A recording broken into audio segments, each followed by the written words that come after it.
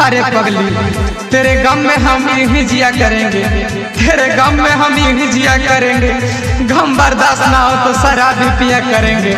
है खुदा तू ही देखा कोई मंजिल जहाँ हम खुद से बातें किया करेंगे।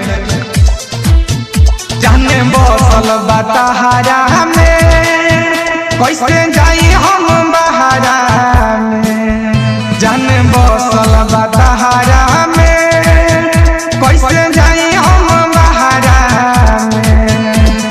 याद तड़ा पाई जियल नहीं जाई, याद तड़ा पाई जियल नहीं जाई, बात होई नहीं हमारा से। जान बसल बतहारा में कैसे जाई हम बहारा में, जान बसल बतहारा में कैसे जाई हम बहारा में। अरे पगली आज हमें तो कल हमारी यादें होगी, आज हमें तो कल हमारी यादें होगी। जब हम ना रहेंगे तो हमारी बातें होगी। कभी पहले की जिंदगी तो देख लेना, तुम्हारे भी आंखों में बरसाते होगी, तुम्हारे भी आंखों में बरसाते होगी। याद आई कटत रहे संगे मोर हरतिया हो, तहारा चलते गइले बासुन कई बेरी हमर इज्जतिया हो। याद आई कटत रहे संगे संगे रतिया हो, तहारा चलते गइले बाप गली कोई बेरी हमर इज्जतिया हो। रहले ना रहाई सहले ना सहाई, रहले ना रहाई सहले ना सहाई, खेलत रहलू संग में हमें।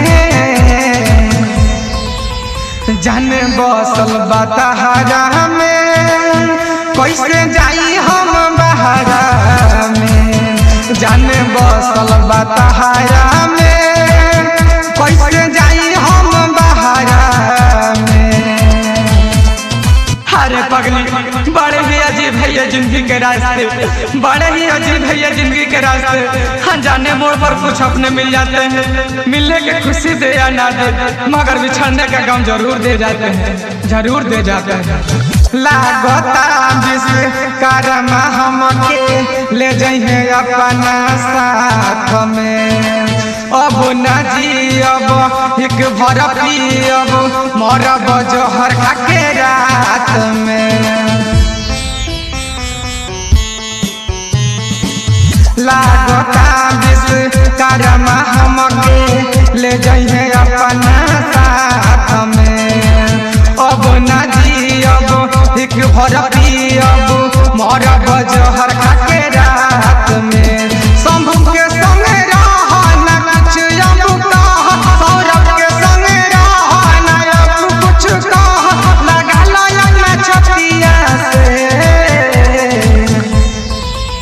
जान बसल बतहारा में कैसे जाई